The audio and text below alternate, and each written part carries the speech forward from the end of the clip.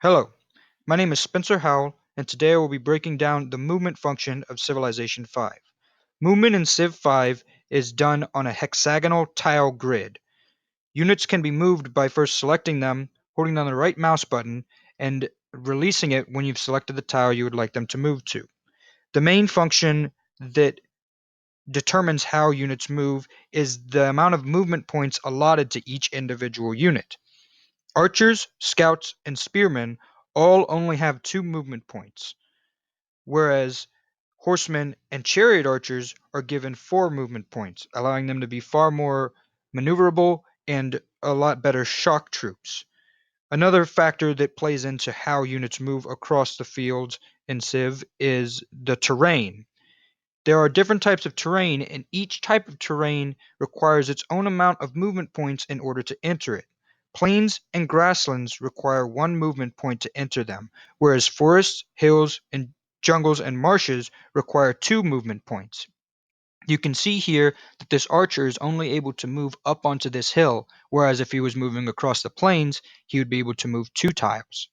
There are special ways to get around this, as special units have different upgrades that allow them to move further through difficult terrains, such as this scout. He has a special upgrade that allows him to ignore terrain costs of difficult terrain such as forests, hills, jungles, and marshes. You can see he's able to move out further than the archer over the hills. But there is a type of terrain that does not have an upgrade that allows them to overcome it. These are rivers. Rivers consume any remaining movement points of a unit when they cross them, only allowing them to move directly to the other side of the river. You can see this archer, normally able to move 2 tiles across the grassland, can only move to the immediate other side of the river. Same as this horseman. Even though he has 4 movement points, he can only move directly to the other side of the river. But there is a method of dealing with this. This is technology. There are 4 different types of tech in Civ that influence how units move across the land. This is the wheel, engineering, machining, and railroad. The wheel allows the player to build roads. Roads, when placed on a tile, reduce the amount of movement points needed to move across them to zero point 0.5.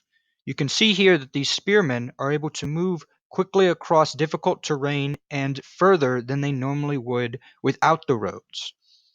Engineering allows for bridges to be built over rivers. When placing 2 roads on either side of the river, a bridge is built. You can see that this horseman is now able to cross the river unimpeded, moving even further due to the reduced price the roads create. Machining allows for roads to further reduce the cost of movement points required to move through them to zero point 0.3. Railroads allow roads to be upgraded further, continuing to reduce the movement point cost and allow units to travel even further across them.